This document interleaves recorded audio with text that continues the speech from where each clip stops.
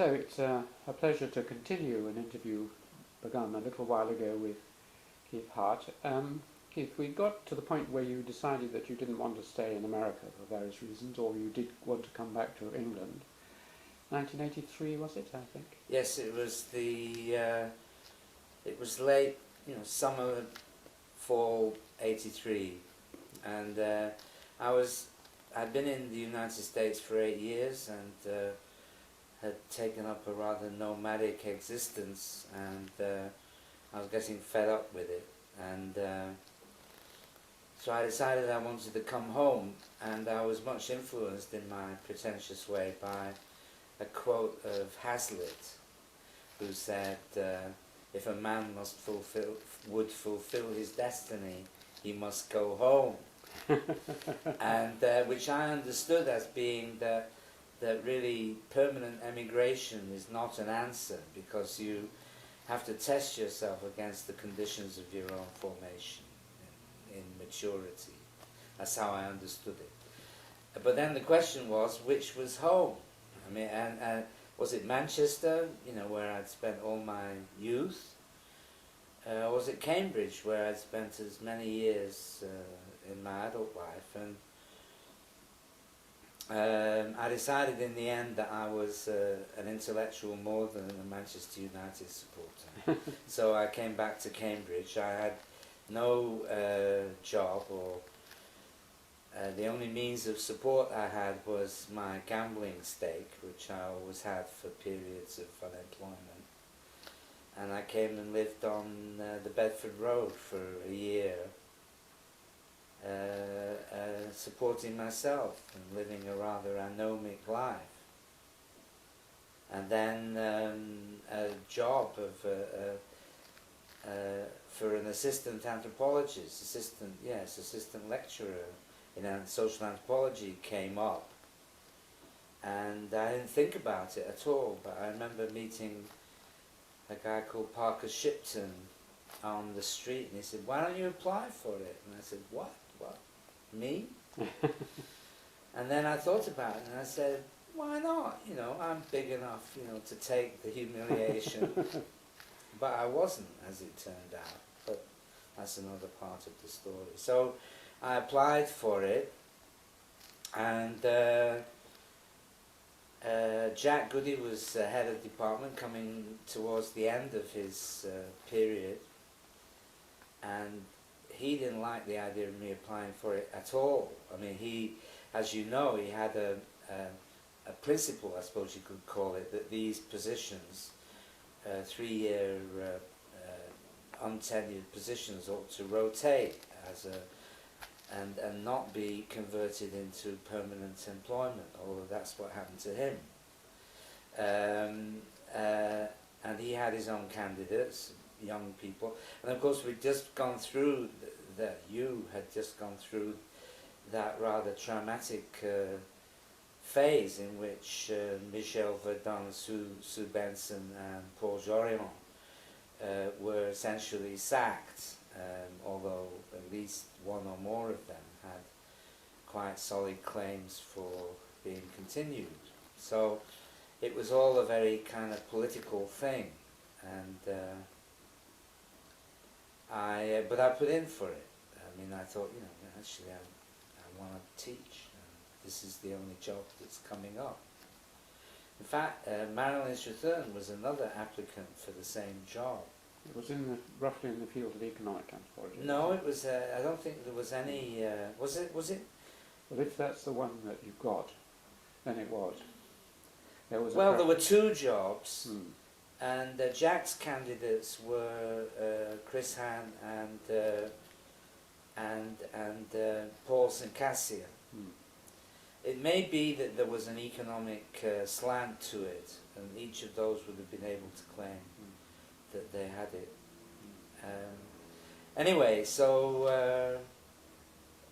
I applied for it, and Chris and I were actually offered the jobs.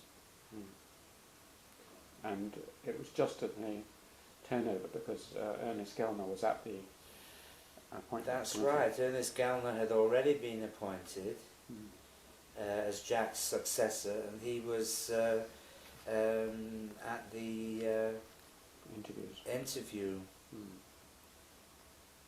It's funny, I mean, Jack said to me afterwards, he says, it's only because of Ernest that you got that job. Because you were like a zombie. It was like you were on Valium in the interview. It was just an appalling interview. And I kind of believed that for the next, I don't know how many years, 20 years. Until Gilbert Lewis, our colleague, our dear colleague, once said to me, you did such a great interview. You had to be given the job. So whatever Jack's, I know what Jack's motives were. He was trying to make me a client of Ernest's, but. Well, what I remember of it, just to throw the last bit in the pool, was that you got these absolutely stellar references from very, very distinguished American anthropologists who said you were the best thing that they'd ever met, and how wonderful you were. So that also swayed it. But I was, I thought it didn't matter. I mean, that I was untenured and very low ranking. I'd had a tenured professorship at Yale when I was 32. I was now 41 and entering at the bottom of the ladder. And I thought it didn't matter. But in fact, over the next few years, before I was given tenure, I think it did get to me in various ways. I mean, it wasn't easy inserting myself at that level into the establishment. Did you come and join a college, or? I didn't have a college fellowship at that time. You'd been at St John's, hadn't you? St John's was my college, and as an undergraduate and graduate student, and in fact I had many friends there, like Peter Clark and Jack and Gilbert. So I used to just go into St John's, and we were an identifiable clique. People who used to organise their seating plans according to be near us or away from us. But I think we had the reputation of being more entertaining than most of the people on St John's High Table. But did you teach? Did you become a director of studies for? I think I was director of studies at Pembroke for a while. And later at Girton. Well, that was afterwards. This is later in the story. Okay. I'll let you tell the story in your. In '88, but well, I mean the main feature was my relationship with Ernest, because although we were at such different levels in the system, I think that we had quite a lot in common, as indeed I do with you. I mean, we like big think, social theory, history, and so on. I think he was a bit taken aback to find this unruly 40-something, and also he had a view which was only partly true, that I was a Marxist, which didn't make me one of his favourite people. But I found him to be quite clumsy in his attempt to sort of make it. He came to me and says, "I want you to be Mr. Development in the department." And I said, I didn't come back to Cambridge to do development. If I wanted to do development, I'd go somewhere serious, who took it seriously. And then he also, this was really a turning point for the worse in our relationship. As soon as I arrived, I got stuck with being the secretary in the department, and you know that my manners in departmental meetings leave a lot to be desired. And, abrasive is the word we use. Abrasive, yes. So Ernest said to me, "Look, I don't care what you do, just support me." I said, "I can't support you if I think you're wrong." And And at that time, I mean, I felt as a Cambridge insider that Ernest really didn't understand the politics of Cambridge. I mean, he'd been really adapted to LSE, which is a very different structure, and bureaucracy and political system. And he always had this view, wouldn't it be nice if we could, just leave it to a few, mandarins to sort things out, and why do we have to do all this tomfool politics in the corridors and, greasing people? I mean, he hated it, really, and didn't understand it. And this was a period when Giddens was running what I call, his Polish campaign. I mean, Giddens had taken over social and political sciences, and I believe that social anthropology was his Poland. I mean, his Russia was the economics department, where there were so many sociologists embedded in this old structure of economics and politics and so on. But his first thing was to kind of right the historical wrong that had led to the appointment of John Barnes, an anthropologist, rather than David Lockwood as the founding chair of the sociology department. So his line was basically to create a following amongst all the sociologists scattered around Cambridge. And one of the ways to do it was basically to target social anthropology, which was easier now that Jack, who was a very good academic politician and had very strong relations with that. Anyway, so although Ernest was temperamentally, intellectually, probably the best person you could ever have in as the head of our department for building relations with SPS, there was this particular moment of consolidation, and we were in the same building, and the building, of course, was going through its periodic epidemiological upheavals, and I just felt, I just had this sense that we were being headed by somebody who didn't know what was going on, and I was not, and of course, as a junior and recent addition to the place, I was not in a good position so I felt this tension between my political insight and my lowly status.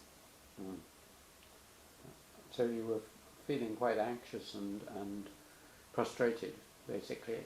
Well, this period from 83 to 86, when I went off to Jamaica for 2 years, that was, I now think, the worst period in my life. I mean, I was suffering from a long-term mental illness, and I felt terribly hurt and humiliated by what had happened in America, by the loss of my family life, by having at my age to sort of scramble for position at the bottom of the pile. And I now realize, and didn't then, that I felt very bitter, angry, because my mental condition made it very difficult for me to work in a sustained way. So, in fact, I was worried that I wouldn't be writing enough, because I couldn't maintain concentration for more than an hour at a time. And it was then that I also decided that I was worried that I was out for not publishing enough, and so I thought, well, what can I do, to make sure that I get kept on? And so I thought, well, if I turn myself into a great teacher, then the students might go to the barricades on my behalf. Yeah. So I actually put quite a lot of effort into thinking about my teaching techniques and style and so on. And I also put probably an unhealthy amount of energy into the sociology and politics of academic life. I mean, I couldn't work at home. I really couldn't concentrate, and so I would just leave home in the morning and just kind of bat around the seminars and committee meetings and gossip and the rest of it. And to some extent, it got me through this really rather terrible period. But it was also very frustrating as a personal level. I mean, I wasn't sure that I would ever again have the means of doing the sustained written work that I knew that I was capable of, and that I felt this illness prevented me from fulfilling. One of the, I mean, you mentioned that putting a lot of energy into teaching. I obviously knew that your lectures were brilliant, but also that you seemed, they're very stressful, because you basically stood there and talked for an hour.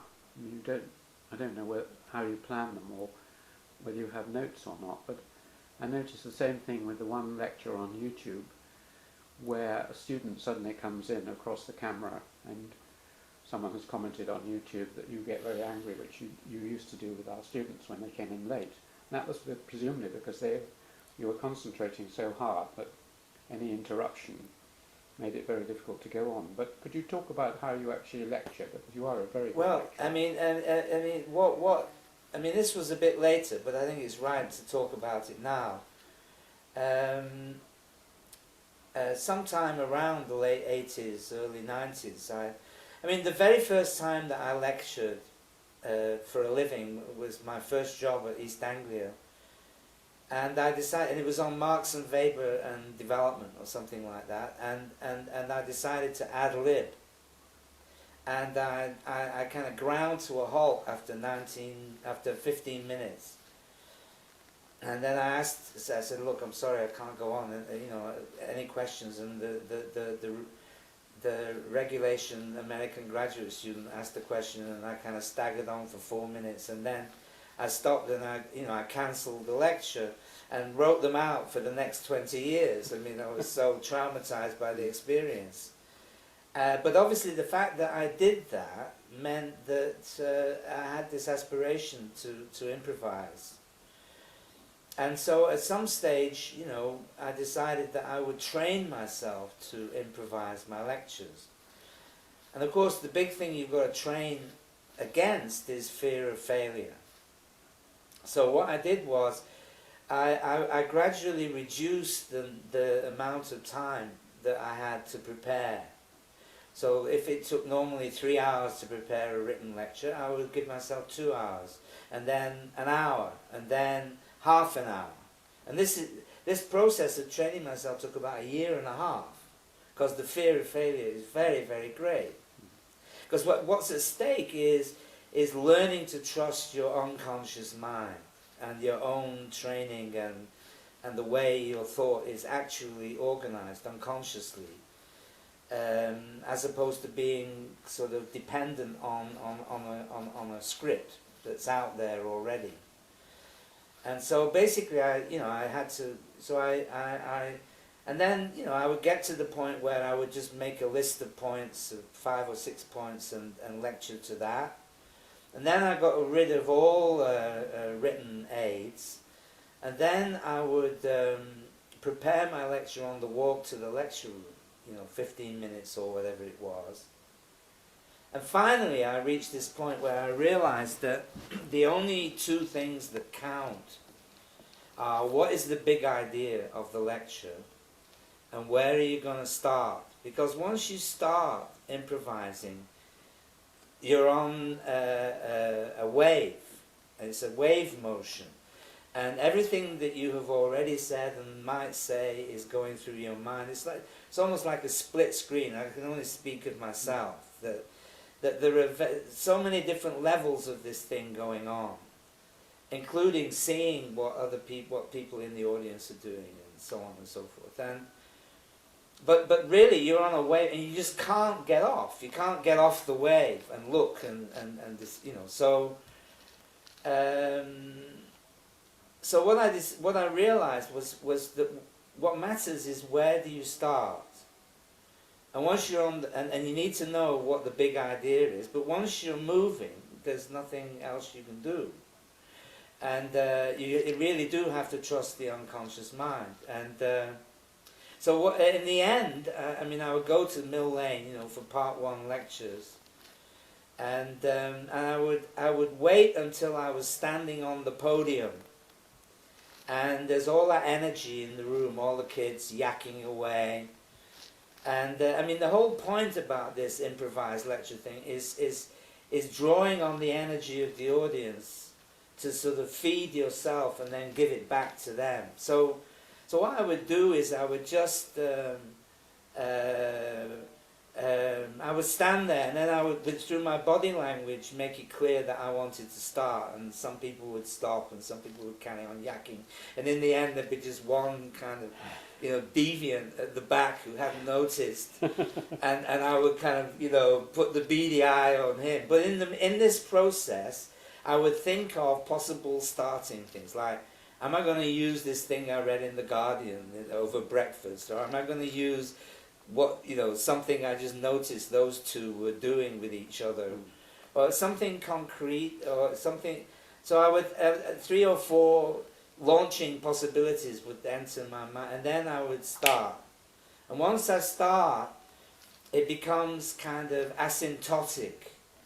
I mean, I know when I've got to finish. I mean, I had this thing, I'll start after 5 minutes. It's an hour, but I'll start after 5 minutes, and I'll finish 5 minutes early, so you can get to the you know. I mean, A.J.P. Taylor used to do this. You know, he used to say, you know, I will finish on the stroke, you know, the first stroke of 10 o'clock by St. Anne's Church, and he would, you know, he would give this incredibly, and he would end up, and he'd come with what seems like a rhetorical flourish, and he would stop, and the thing would go bong, and all the kids think, and C.L.R. James used to do this also. He used to say, I shall speak for precisely 45 minutes. I mean, what happens is, when you start on this wave, you've got lots of room. You know, you've got to maintain a fairly tight link to the audience. You can't afford to let it get too lax. But you do have a lot of room in the first 15 minutes, you know, to sort of experiment with the rhythm and the pace of it all. But as you start getting after the halfway mark and getting closer, and it's like an asymptotic ending in which, you know, you've got 15 minutes, 10 minutes, 5 minutes, 2 minutes, 1 minute, and what I discovered was that the discoveries that I made by this method always came at the end, when I mean, because I like Beethoven endings. I like it to feel like it's a climax, that it was always intended to end this way. But of course, I discovered the ending in this process of coming into the conclusion and wondering how the hell I'm going to wrap it up in the time available, and not knowing quite. But so anyway, that all of this, you know, something that I taught myself, and you know, I was tremendously afraid, as anybody is. But in the end, I mean, I discovered that if I relied on you know, what I'd trained myself to be, it came out very well organized. And in fact, students often said to me that their, you know, notes on my lectures were often more clearly structured than by people who had actually produced an outline. And what that means is that, you know, after all these years of going to Manchester Grammar School and being a classicist and a professional analytical social scientist and the rest of it, I mean, you know, my unconscious mind is highly disciplined, and it's like, you know, I was a classical musician who decided to become a jazz player. I mean, you can, you know, a trained classical musician can play jazz, but the jazz that he plays is not John Coltrane. I mean, it's something formed by this very heavy training. That's fascinating. One of the 4 people who I know who do this kind of thing very well, one was Giddens himself, Yeah. one was Keith Hopkins, another was Ernest. And I wondered, from Ernest's experience, because I used to ask him to come and lecture, he used to write to me afterwards and say, I didn't have notes, I think I said some interesting things. Could you find some students who took notes on my lectures so that I could use their notes to help me? So after a couple of times I used to tape record them. Did you ever feel, if you were discovering new things, I mean, did they remain in your memory, or did you write them down afterwards? No, I mean, this is the thing. This method is the enemy of memory. I never know what I've said. I only know the feeling of it. I mean, because, you know, this is, that's why I encourage people to take my lectures now, because, and But even have you ever video asked them. Have you ever asked them to? Well, usually, you know, in recent years, somebody will come up to me and say, "Do you mind if I tape record?" And I say, "Not at all. Please do." No, it's. But you've never used the tape recordings or the notes to write No, no, because I actually don't think the. I mean, I like having a record of my performances, if you like, one or two or three. But actually, the point of this method is not getting it right. It's. I mean, what I felt was that. I mean, there's a story about Marcel Mauss in the Institute of Ethnology in the 1930s, where all the leading intellectuals and artists of Paris used to come along, you know, and it was a great event, and he gave lectures that people liked very much, but nobody could remember what they were about. And three surrealists, including Bataille and Breton, decided to do an experiment on these lectures, and to see if they were in fact, they did in fact take different notes, and they all took different notes. So they then confronted the guy and they said, "What's all this about? I mean, we like your lectures, but what are the lectures about?" And most said, "It was never my intention to impose my thoughts on yours. I thought the point of these lectures was to help you to discover your own." And what I felt I was doing by making a live performance, if you like, rather than reading in a rather dispassionate way, was that I was showing these students that ideas can be part of life. I mean, there's a lot of the way that we experience ideas through reading dead books and so on, which give the opposite impression. So I felt that what I was doing, you know, I'm walking around the stage, waving my hands, this little man bouncing up and down, sounding enthusiastic, and at the same time, there's a sort of coherence. So what I felt was more important than whatever they got in particular from the lectures was the sense that they might have of enthusiasm for the ideas. What I said you can lecture for knowledge and you can lecture for belief. And I lecture for belief. I want the student to go rushing out of the lecture room to buy the book I've been talking about. And I'm less concerned about what it is that I actually got across, as long as I can produce that effect. For some of them, I was aware also that, you know, it only happens to a few. So, but I wrote something I rather like about Ernest in his Festschrift. There was a Cambridge Anthropology Festschrift, which was keyed off his posthumous book of essays on politics and anthropology, which has Turner's The Grove at Nemi, the Golden Bough, on the cover, and I called it The Bard with the Killer Touch, because the theme of how Malinowski assassinated Fraser was part of the thing, but what I saw, I mean, I felt that Ernest and I had something very profoundly in common in the way we used oral memory to think. And I think that's, for me, because that's a point in common that I had with him, that was one of the most striking things about him, I thought, was that, is he a philosopher, is he an anthropologist, is he a sociologist? I mean, the main thing is, you know, he composed his books, you know, with a dictaphone, you know, his feet on the table, staring at the gap between the ceiling and the wall, and and he lectured in the same way. And for me, I mean, I guess what happened after Cambridge is that I took this method and applied it to writing. I wanted to learn to write using the same method. Where I was going to go on to is exactly the link you were making with writing, because I found a great shift in my writing from kind of PhD writing, where you appear to start from the facts and work Yeah. upwards, and you plan everything very, very carefully, to a kind of much looser style where you, as the man said, you think first, and you write first and you think later. Are you recording this? Yeah, yeah. Mm-hmm. So you write first, think later. And I remember you jokingly saying, well, I write it first and then I put in the footnotes later to support the argument, or something like that. But basically, could you say a little more about how you write? Yeah, well, I always believed that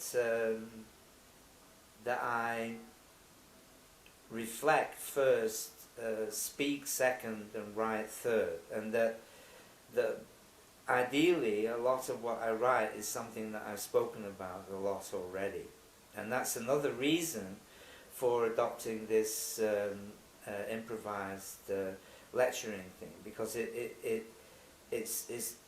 it's by talking these things through in this way, I often discovered the kind of logic of how it fits together, as well as some kind of powerful anecdote that had not presented itself to me before. And I liked doing supervisions at Cambridge on the same topic. If I'm Mr. Economic Anthropology, then I get to do most the gift with a whole stream of students coming through my door, and by the end of the term, I may have discovered something about Most by talking about him so many times that I hadn't figured out before. So but when I left Cambridge in the 90s to go to Paris, it was very much to get away from this kind of engaged, very social and performative style of intellectual life, and lock myself up in an attic and start doing a lot more writing. But the method of writing that I used was, I don't work from notes. I often, there are two parts of it, and the more writing that I've done, the less significant is the first part. The first part is getting text out from scratch. But for me, increasingly, writing is reworking text. And now, because of word processing and so on, if I'm going to write an essay on Kant, I'll start off by just accumulating everything that I've written on Kant in other contexts, and make a file maybe of 50 pages, and then start using that as a resource, so that I very rarely now write anything from scratch, but usually have something that I've already written on the topic to work with. But then, for me, I think the big problem is how can you remain interested in something you've been working on for 30 or 40 years? That's the big problem. And for me, the beauty of it, I'm really grateful for this, and there was no reason why it should be so, but I'm infatuated with my own prose, and I never lose interest in my own words. And so, if I'm lacking inspiration, I can just go back to some part of what I'm writing that I've already written and start tinkering with it. And in the process of tinkering, changing a semicolon into a colon, just moving one word from here to there in the sentence, just working with the mechanics of the language somehow gets me back into it in a new way. So I can constantly renew my engagement with my old ideas. People say to me that most of my ideas they've known for 50 years, that I'm extremely consistent in what I say and how I say it. But for me, it all feels new all the time, even though it's old. And I think, that's my favourite screenwriter. Oh God, I've forgotten his name now. the guy who wrote Butch Cassidy and the Sundance Kid. I forgotten his name. We'll come back to him. It'll come back. But I mean, he says, there are only 12 stories, and if you don't give the audience one of these stories, they'll kill you. But the key to it is to tell them this old story in a way that they feel they've never heard before or seen before.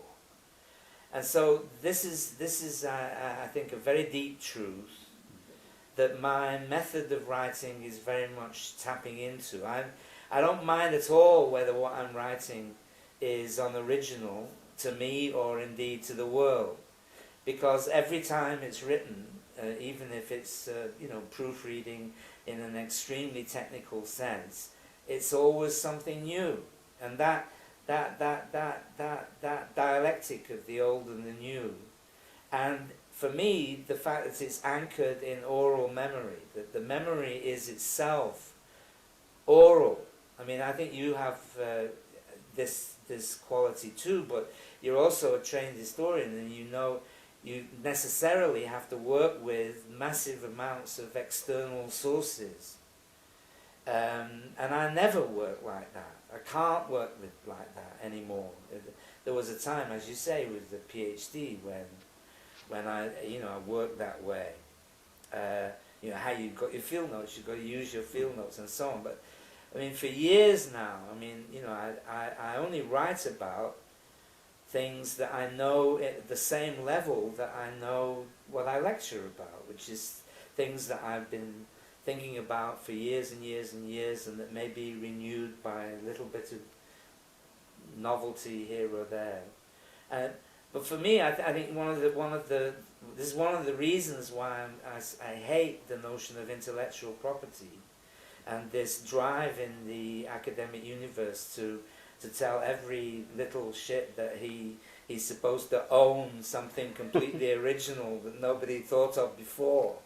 I mean, I don't see that at all. I think I'm part of a great conversation about the world and making a better society that's been going on for thousands of years. I'm a classicist. I read the people who made the big difference. I learn from them. I put my oar in. It may be significant, it may not. Who cares? I don't know. It's not going to be up to me. But mainly I see myself as part of this ongoing human conversation, in which nothing is new. And so, I get very upset about this idea of accumulating private property in ideas. We could either go back to your life or just pursue one further thing. I often ask people just to describe one bit of their intellectual life, one of their books or one of their articles. We talked earlier about the informal economy and so on, but one of your more recent books is The Memory Bank. Could you just sort of synthesize that and say how you came to write it and what it says? Yeah. Well, it came at the point where I left Cambridge to go and live in Paris, which was a deinstitutionalization. I knew that I wasn't going to have a job in France. I did in fact find ways of garnering academic income from Britain while living in Paris, but it was also with the view to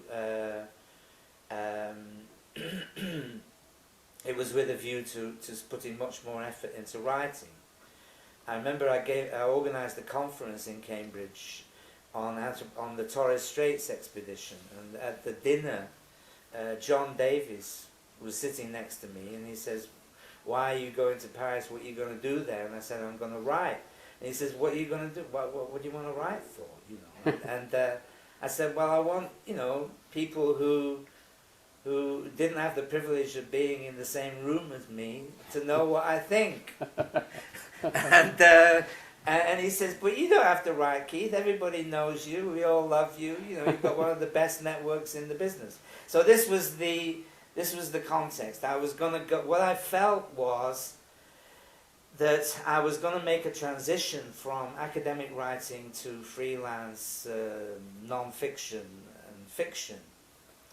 And the book that I wanted to write was going to be a kind of homage to my 30 years as a teacher, drawing on the themes that I'd lectured about and using the same faculty of memory. So the first version of this was something, I got a contract with Polity to do something called Anthropology and the Modern Economy. And I wrote this thing, and it was supposed to be a textbook, which means that everything in it the students are supposed to be able to go away and write and read about. And when I'd written this text, I hated it, because there was nothing about me in it. And I felt that all that I'd known, I mean, I knew a lot about economic life. I'd been a gambler, you know, I had worked for The Economist, I'd been a development consultant, I'd been a publisher, all these things. So I wanted to write something that was more personal. And then I remembered that I'd given a lecture, a Malinowski lecture in 1986 on money, which turned out to be a kind of slow-burning hit. In other words, people kept referring to it. So I thought, well, you know, maybe I've got a line on money.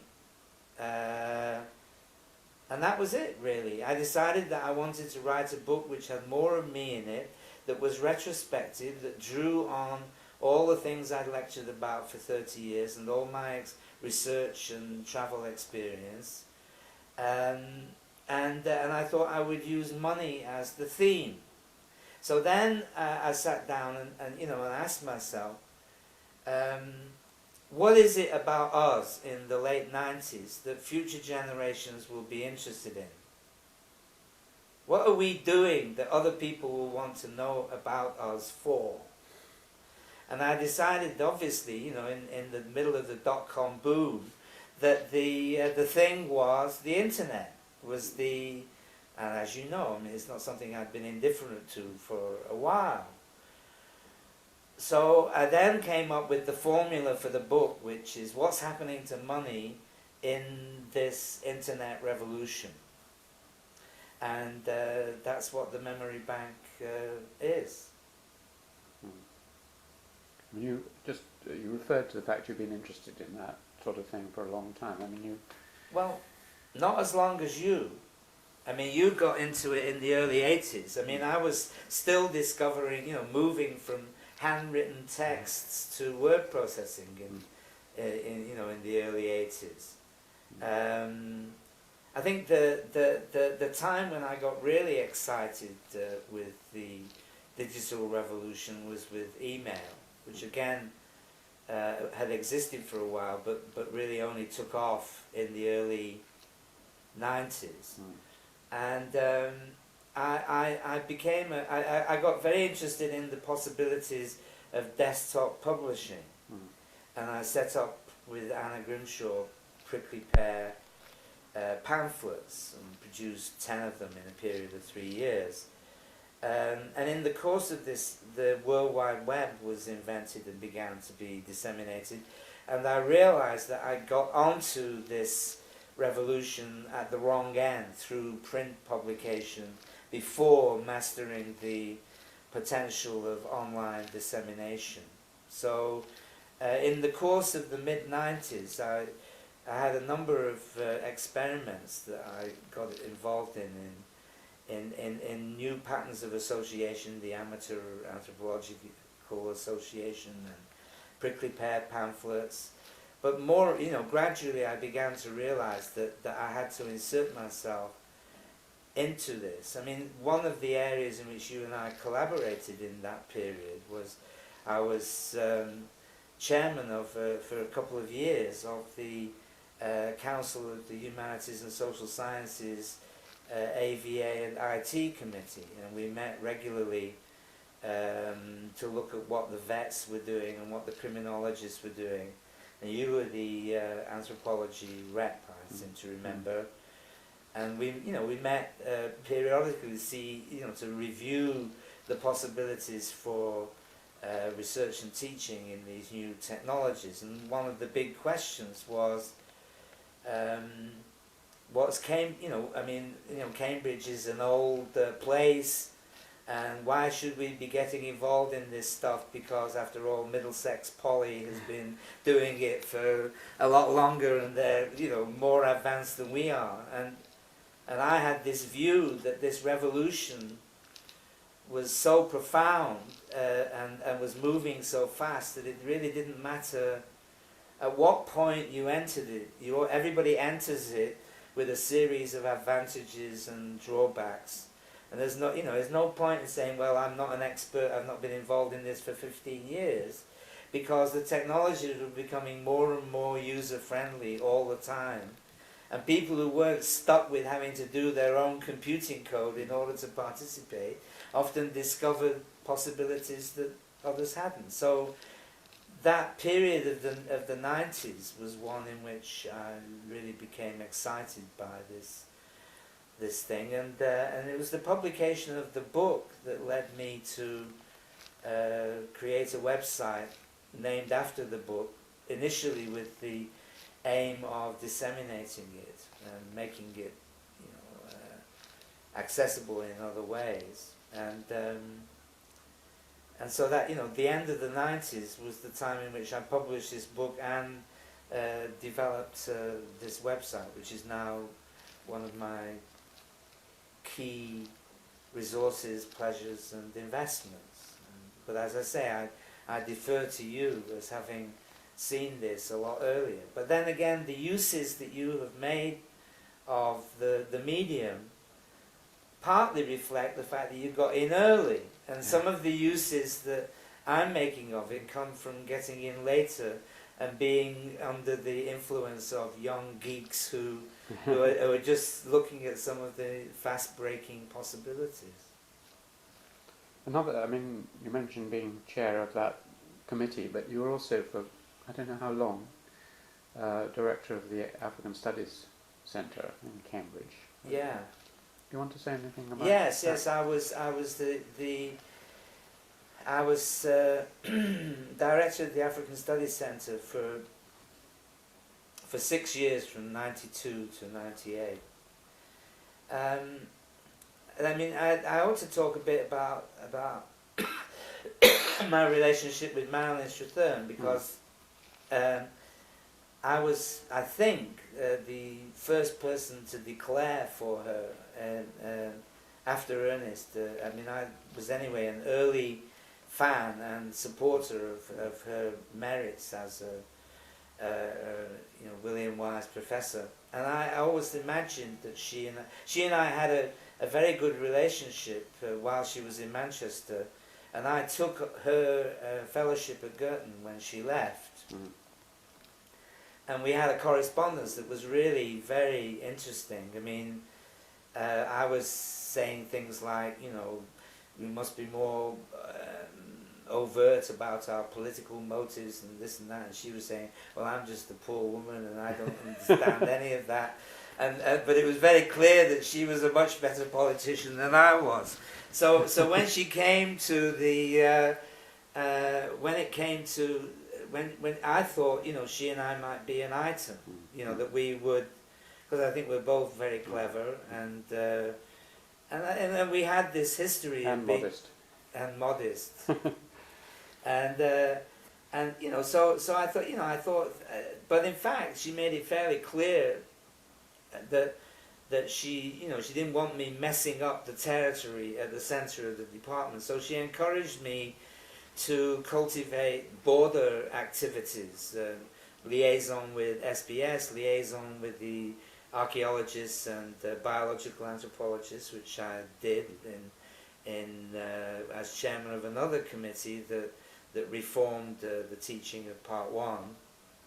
And African Studies was very much part of that. I remember after I'd been doing it for a few years, I went into her office and I said, I decided I'm fed up with this, I want to give it up, do something else. And she said, God save me from your enthusiasms. It was the most trenchant put down I've ever had in my life, and I've had a few. So the basic, the basic way it worked out for me and Madeline was that I was kind of operating in cognate and related areas on the margins, and she was basically running the place. But African Studies was, I gave up my college fellowship because I didn't think that the kind of energy I wanted to put into African studies was compatible with being a college teaching fellow. And I had a great time. I mean, it was really a very engaging period. I got involved in the war in Angola, in the murder of Ken Saro-Wiwa and Shell in southern in Nigeria. Got involved in Rwanda. South Africa was becoming independent at this time. Everybody expected a bloodbath there. I mean, I organised conferences in which people like Jack Gowon, the former president of Nigeria, were taking part, and I had a policy really, which was that Cambridge has enormous clout in the world, and that the academics are too insular, and so in any of my events that I organised, I always made non-academic constituencies, diplomats, oil executives, soldiers, journalists, and bankers, and so on. And so, I think I made a great success of that, of creating a series of fora in which a very diverse audiences. I organised a conference on Angola, which was the first that the two leading antagonistic parties attended anywhere in the 90s. I mean, I got UNITA and the MPLA to come to my conference, even though I'd published a letter in the Independent signed by 100 prominent activists saying that UNITA was a genocidal organization. I also had to deal with the fact that Babangida, the dictator of Nigeria, offered £1.5 million to establish the Miriam Babangida African Women's Research Fellowship. I said, we're not going to touch this money. But the management committee said, take the money, £1.5 million. The Nigerian students were very upset. They said, the whole of Cambridge is built on dirty money. Why are black people dirty money sort of worse than the others? The feminists said, if you don't take this, which is the only fellowship of its kind in the world, you'll be on our hit list for the rest of your life. But the solution came from a Nigerian visiting professor who said to me, look, if you want to get out of this, just say you'll be delighted to take the money, but why are they giving it to Cambridge and not to a Nigerian university? And you would be happy to take the money, but only if there is a comparable effort being made in Nigeria. And that was the last I heard of it. And of course, I mean, later, when Babangida was overthrown and replaced by somebody even worse, Abacha, people were saying, Jesus, thank God we didn't take this money. So that was, I mean, I really enjoyed that phase. I felt it was intellectually very stimulating, but it was also a chance to be political and engage with Africa in that way. And I learned an enormous amount from it. But why did you lose your interest in African studies then? It just became routine, or you'd done it long enough, or?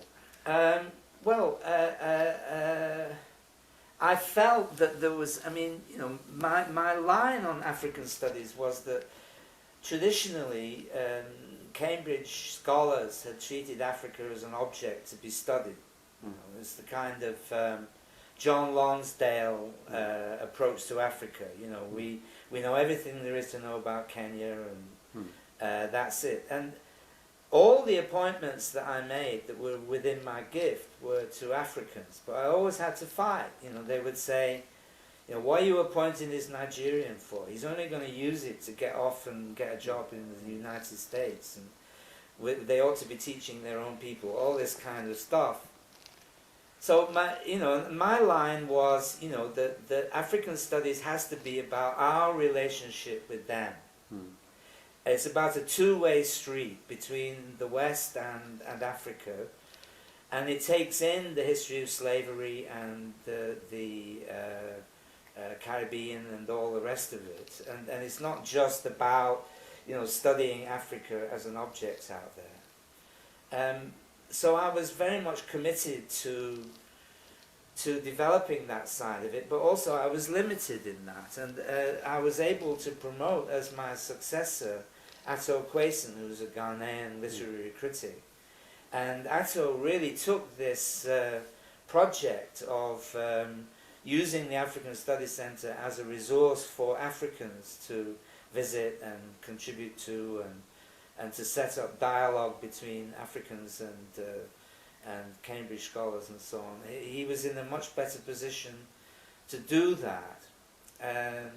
I also had aspirations to develop collaborative relations with France on this, but France was becoming very defensive. The French Africanists were becoming very defensive. And when I said to the guy at Bordeaux, which was the leading African Studies Centre, why don't we kind of collaborate in getting more Africans here? And he says, bloody hell, we can hardly keep our jobs and funding as it is. There's no room for more of them. So I had a feeling that that side of my work, but also, it was a part of the. It was the most obvious symbol of the fact that I was committing my energies to active political work and social engineering and teaching and so on. And in the middle of the 90s, my mental illness cleared up. It just cleared up. And it had been there for 20 years. And suddenly I discovered that I had all the powers of concentration that I wanted. And so I was hungry to use my new mental health, as it were, to take up the writing project that I felt had been stalled for quite a long time.